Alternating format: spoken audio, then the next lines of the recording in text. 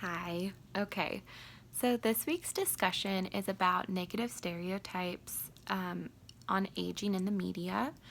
Um, I believe that there are negative stereotypes due to fear of aging, also known as aging anxiety. This has to do with the majority of people yearning for a fountain of youth. I think that people have it ingrained in their mind that once we enter into old age, um, you can't you can't even enjoy life anymore. So the news expresses ageism when someone of a certain age does something extraordinary, like skydiving. Why shouldn't a person in their 70s go skydiving? Um, just making subtle comments like, how do they even do that when they're that old? Or, I mean, they may not be as like rash, but like maybe off the camera. Um, but we think of stuff like that too when we ever watch movies or TV shows, and all of a sudden the grandparent starts like breakdancing or starts running super super fast. We're like, whoa, that's like, or we just think it's so funny. But why shouldn't they? Why shouldn't they be able to do that? Um, at the same time, the beauty industry is making way too much money off of all of the anti aging campaigns. According to L'Oreal's skincare products, which can be found from their website at l'orealparisusa.com, wrinkles are bad. They have many slogans, but one that I've been seeing on many of their skincare products is reveal younger looking skin. Why? Like, why? Why do we care? Um, so yeah, it's very interesting to see that aspect of get rid of your wrinkles. You don't want to look old. You want to look young. And just showing us that aging is not glamorous. Aging is not special. Aging is bad. So Americans fear aging because of all of the stereotypes that have been force fed since since we were little, because of these ad campaigns, because of how people are portrayed in TV shows. They always show us someone who is short, someone who maybe doesn't have good posture, someone who is grouchy, with gray hair, and not very colorful skin. Um, but it's like being told you're left from your right. It's something that you hear for years, and then there's no question about it, you know? Um, but seeing ads like the beauty ads that I talked about, wanting to change and go back in time. We've been shown this ever since we were young. And the younger population is being shown that older population, they just want a fountain of youth. And I think that can be damaging. I think that that is telling us that, well, being old is bad. Looking old is bad. So why would we want to be old? Like, and that makes it scary. It's this cycle that is just like, I'm going to tell you that being old is scary. So I don't want to get old because being old is scary. um, anyways, I think that fear is warranted. I'm not going to tell anyone that they can't be afraid of anything else. However, I think that if you are afraid of something, then you need to do something about that fear. For example, if you're afraid of getting older and not having a social life anymore, change it. Like, be a good person, be a good friend, be someone who others want to be around. Make sure that you are building long lasting relationships with your friends, with your family. with your cohorts, with your coworkers, everyone that you possibly can. If you're afraid of being alone when you're old, change it. Start now. Additionally, if you're scared of being old and losing all of your energy, go to the gym, stay in shape, practice good eating habits and good physical working out habits, and continue this the rest of your life. Just because you fear something doesn't mean it's going to happen to you. All of the time and energy that you waste worrying about getting older and not having friends, or getting older and not being able to do what you can today, find your goal and figure out how you're going to reach that goal to try to prevent those things from happening. So personally, I feel like I don't have a lot of outside experience with people in midlife, besides like my own family, my own inner circle. I have volunteered in the past, but I am driven to helping kids. So I haven't really done a lot of volunteer work with like geriatric care or anything like that. So I'll just talk about my experience in my inner circle. So I grew up very close to my dad's parents. I don't remember my grandpa too much. He passed when I was around 7 years old.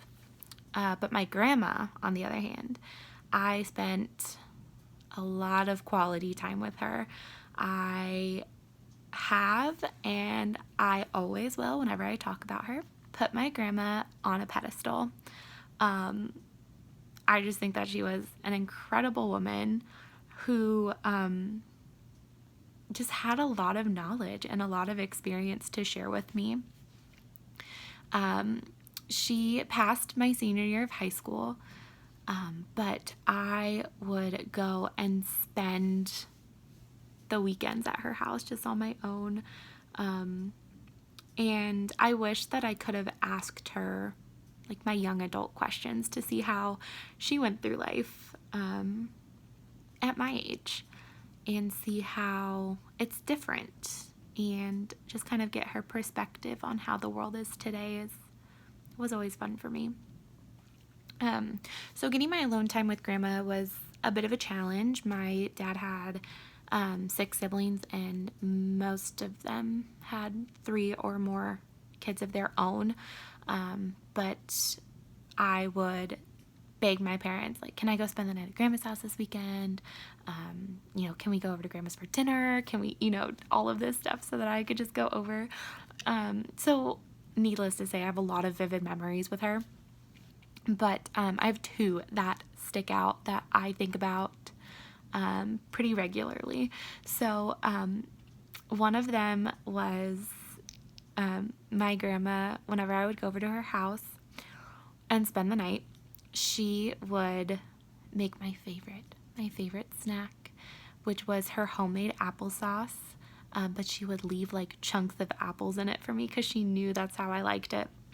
So we would go put the swing music channel on the TV and just have it nice and quiet.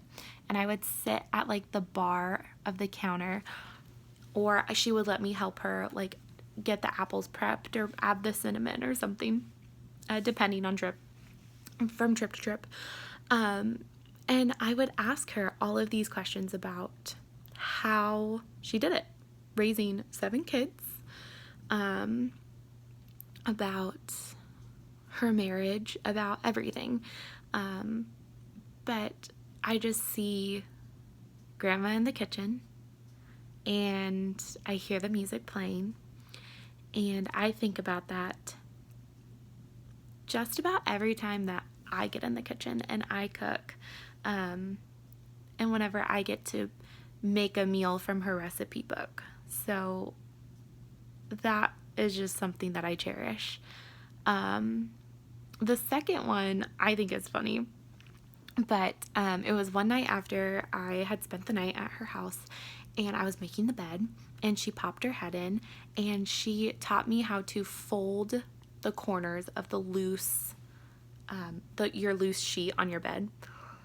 And I was like, whoa, like, that's cool. Like, and then she went into telling me how she learned that when she was a candy striper, when she was volunteering at the hospital. And now I think about it whenever I make my bed and I have to redo my corners. I think of my grandma.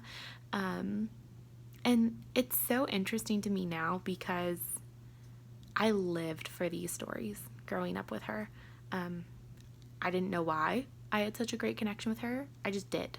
And then when she passed, I realized how lucky I am that I had that connection with her, because I feel like I know her. I feel like so many things that I do is because of her, because I want to, like, if she were here, I would want to, not like impress her, but like make her proud. And that's what I'm thinking of. Yeah, so those are fun little tidbits. I think it's really important for kids going through adolescence and young adulthood to have someone going through midlife to ask them questions. How did you do this at your age? How do you think it's different in today's age?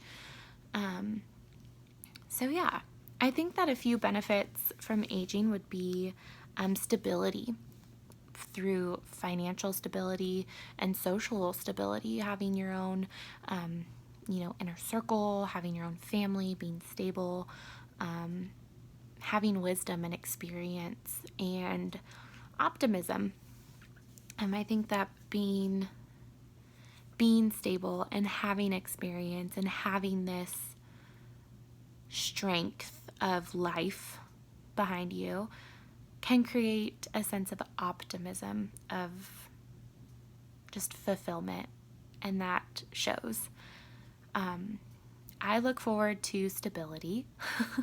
I mean, that is something that it comes with hard work and determination, but I'm hoping that I will be stable when I reach my midlife. I look forward to watching my own family grow. I don't have a family of my own yet, but I hope to soon. I'm excited to experience watching the world through a child's perspective. I used to nanny, and I would take him to Disneyland, and just watching him get excited over the parade or over a ride or over a character was so rewarding. So I'm really looking forward to that in my own children. I hope to have wisdom to pass down to my kids, and we can't forget about retirement. I don't know when I'll be able to retire. I don't know when my partner will be able to retire, but I hope that he and I can go through that close-ish to the same time. But that's something that's so exciting as well, is you get to view the world and view everything. You get to go through a whole new stage of life with whoever you want to, friends, significant others, and you get to continue making memories and traveling and doing whatever makes you happy. Yeah. So, finally, I just want to add in a tiny little clip from The Office. I don't know if any of you watch it, but here's just a little tidbit of Michael's tutorial on avoiding ageism.